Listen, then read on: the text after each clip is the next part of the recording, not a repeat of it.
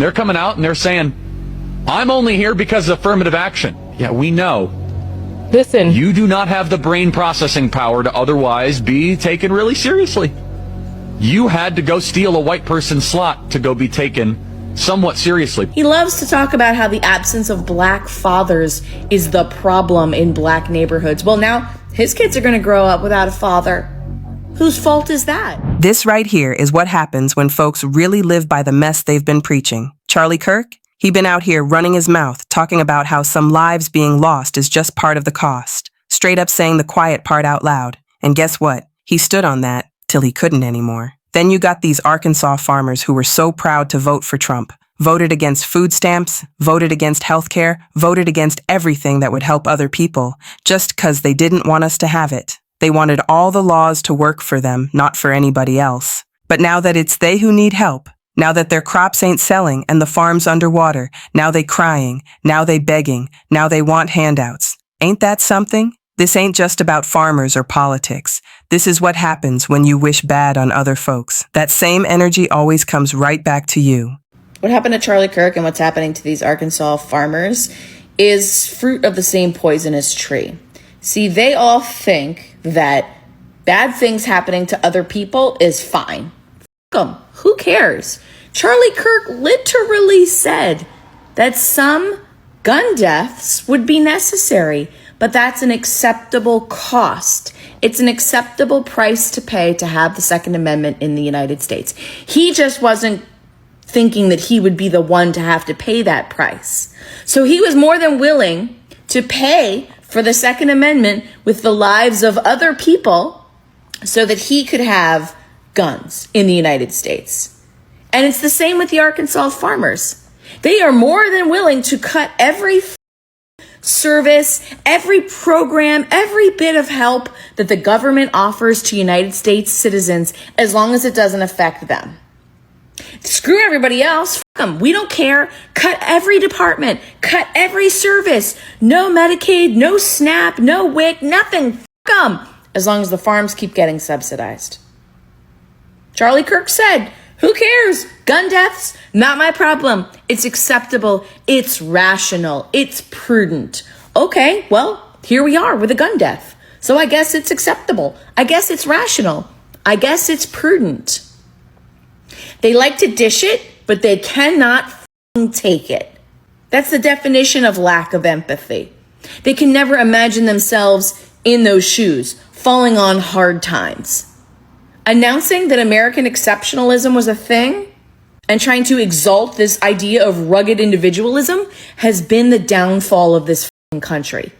Because we never consider ourselves part of anything bigger. We always think we're on our own. The government's not going to help us. They're not supposed to. Meanwhile, what is the point of government? It literally is to serve the people. That's the whole purpose of it. Never mind that. So we think, oh, we'll just do everything by ourselves. Never assuming that something bad might happen to us at some point. The flood waters might rise and take out our house. Our father might be a victim of gun violence. He loves to talk about how the absence of black fathers is the problem in black neighborhoods. Well, now his kids are going to grow up without a father. Whose fault is that? Like, you have to be able to put yourself out there in possible other scenarios before you start announcing what should happen to other people.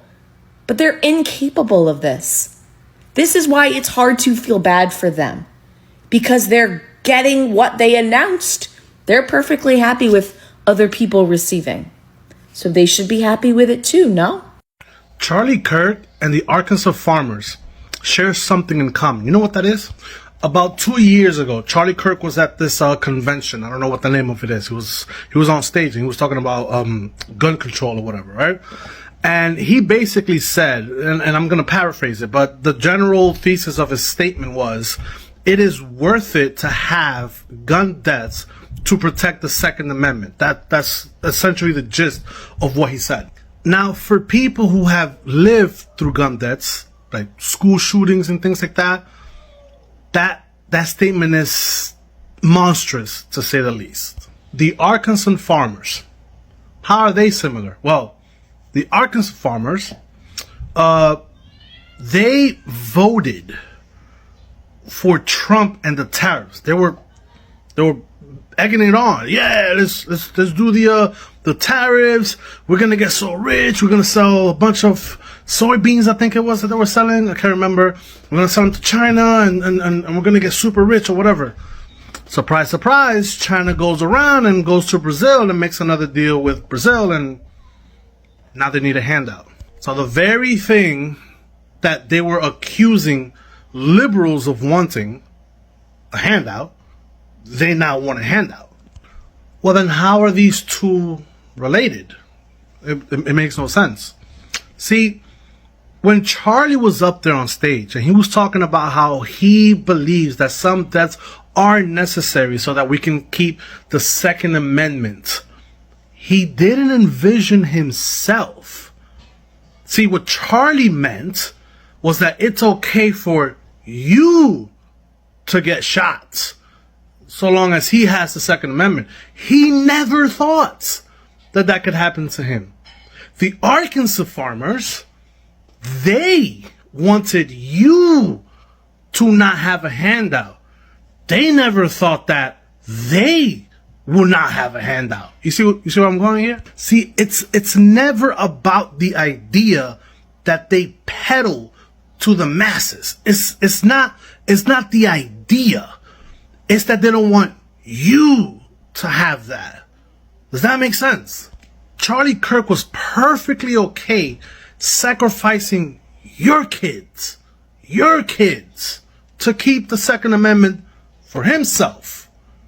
The farmers are okay taking away rights from you, or not rights, taking away the handouts and socialism from you, but not from them. They want socialism. They just don't want it for you. You see what I'm talking about? When you open the door of division, when you open the door of complete apathy for other people, when you open that door, the door swings both ways. It's not just the people that you hate that are going to receive the bad end of the stick. It's a double-edged sword. You're going to suffer for it too. The door's open. You do not have the brain processing power to otherwise be taken really seriously. You had to go steal a white person's slot. So whenever anybody tells you and tries to gaslight you into thinking that Charlie Kirk was not a racist, I want you to pull up this video. Joy Reid and Michelle Obama and Sheila Jackson Lee and Ketanji Brown Jackson were affirmative action picks, we would have been called the racist. But now they're coming out and they're saying it for us. They're coming out and they're saying, I'm only here because of affirmative action. Yeah, we know. Listen. You do not have the brain processing power to otherwise be taken really seriously. You had to go steal a white person's slot to go be taken somewhat seriously. Play cut 52. But I rise today as a clear recipient of affirmative action, particularly in higher education. I may have been admitted on affirmative action, both in terms of being a woman and a woman of color, but I can declare that I did not graduate on affirmative action. This is my personal story. I hear because of action affirmative. She can't even say that. We know. It's very obvious to us that you were not smart enough to be able to get in on your own. I couldn't make it on my own, so I needed to take opportunities from someone more deserving. You know, this is how arrogant Joy Reid and Ketanji Brown Jackson and Michelle Obama and Sheila Jackson Lee are. They're so narcissistic, they think this is persuasive. They think we're like, oh, of course, that's why we need affirmative action, because you have impressed us with your brilliance. Of course. Oh no, imagine the world without Joy Reid. Imagine the world without Sheila Jackson Lee or Michelle Obama or Ketanji Brown Jackson. They think this is persuasive. They think as they kind of now reveal that I'm only here because of anti-white, anti-Asian forced discrimination policies. What? That turned me into a bitter, resentful activist that hates white people, honestly, through Let me just explain to people who don't understand why what he's saying is racist. Number one, it infers that there is something internally defunct about being black that stops a person from being able to have brain processing power. Number two, it pretends as if a position belongs to a more quote unquote deserving person who is quote unquote either white or Asian. They're not looking for the right person for the job, they're looking for the white person for the job. Black Americans are about 13 to 14% of the population. Yes, about half of all prisoners are black. Exactly. So blacks commit more crimes than whites do. They commit more murders, they commit more arsons, they commit more kidnappings. For example, blacks are 13% of the population and they commit 58% of all the murders. Okay, let's talk about it. These are obviously racist claims, but I will respond to them as if Charlie Kirk were a reasonable person. Black Americans are about 13 to 14% of the population. Yes, about half of all prisoners are black. Wrong. Just 38% of America's prison population is black. That's according to the U.S. government. But it makes you wonder why Charlie feels the need to add an additional 12% to the black prison population. Could it be because his bigoted talking points only work if he exaggerates them? If Charlie were actually looking for the race that makes up half the prison population in the U.S., he'd look no further than white people at 57%. Exactly. So blacks commit more crimes than whites do. Wrong. The word "so" is doing a lot of heavy lifting in that sentence. Exactly. So blacks commit more crimes. He's saying "so" as in therefore, as in one could conclude, but Charlie knows he's lying. Even if he hadn't just lied about the black prison population, Charlie is smart enough to know that correlation does not equal causation, but he's hoping that you don't know that. So he deploys the word "so" to make you think he's coming to an obvious conclusion. Exactly. So blacks Instead, he's making an illogical racist leap. Charlie knows that we don't have usable data about who commits crimes. It's impossible to have that data since so many crimes go both unreported and or unsolved. Charlie knows that we only have data about arrests and convictions. I'll come back to that data in a moment. What's painfully obvious is that Charlie Kirk isn't interested in understanding the statistics he so carelessly misquotes. He's interested in making bad faith arguments. Something that becomes even more obvious in his next point. blacks are 13% of the population and they commit 58% of all the murders. Wrong again, and loud this time. If Charlie were interested in honesty, he would have mentioned the other 1350 statistic. Yes, black people are about 13% of the population, but make up 53% of all criminal exonerations. In fact, black people make up 55% of all murder exonerations specifically. Black people are more likely than any other group in this country to be convicted of crimes they did not commit. And then people like you have the nerve to parade these stats around as though they prove something. The reality is that you probably know these stats, but you leave them out on purpose because to bring that stat into this conversation would make some people think. And that's the last thing a person like you wants. Remember when Charlie Kirk said that black women didn't have the same brain processing power? Remember when Charlie Kirk said that children dying in mass shootings was deemed worth it? Remember when Charlie Kirk said that if his daughter were and had to carry that baby at 10 years old, that he would force his daughter to have that child? Well, I do. Charlie Kirk was a raging racist. Hatred, used every single ounce of time of his life on this planet to spew hatred towards marginalized groups. And for the fact that people are like, he was a father, he was this, he was that. Although that is true, so are horrifically bad people in history. I'm sure Robert E. Lee, etc., or other people in history were fathers and had families. That doesn't take away the fact that this person was a bad person. And in the words of Charlie Kirk, he simply didn't believe empathy was real. So why should people sit up here and feel bad?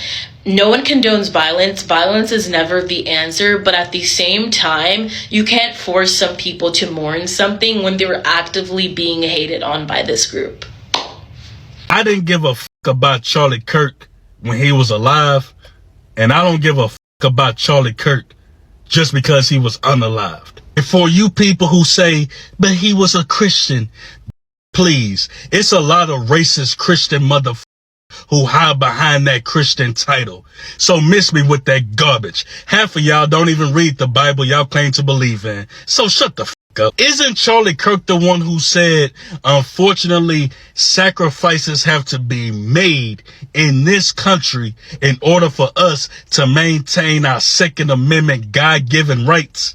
Well, Charlie, thank you for your service. With that being said, rest in peace to all the children who lost their lives while attending school in the great United States of America. And rest in peace to all the men, women, and children who have been massacred because of greed, because of genocide. And if you don't like what I'm saying, that's cool.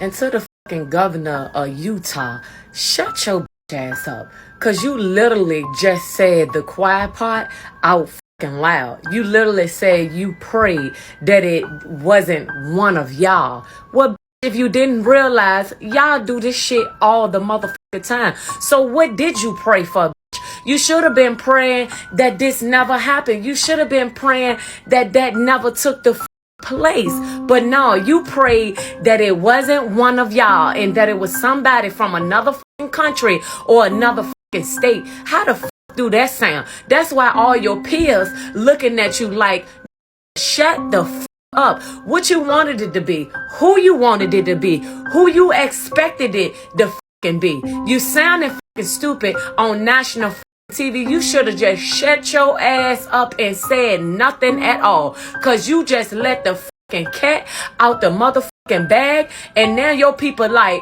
yeah, they might be ready to get rid of your motherfucking ass. Charlie Kirk was assassinated. Let's just start there. But this whole situation might have a rabbit hole deeper than everybody knows. Let's start with this. The man that they first arrested allegedly said that he was the person that did it. This guy right here, they take him back to the station, they question him, and they figure out that he's not the person that did it. Okay, they get another suspect, take him to the station, question him, and they find out that he's not the person that did it. And then they say whoever did it had to be maybe a college student. And not saying that a college student couldn't do this, but whoever did this was a professional.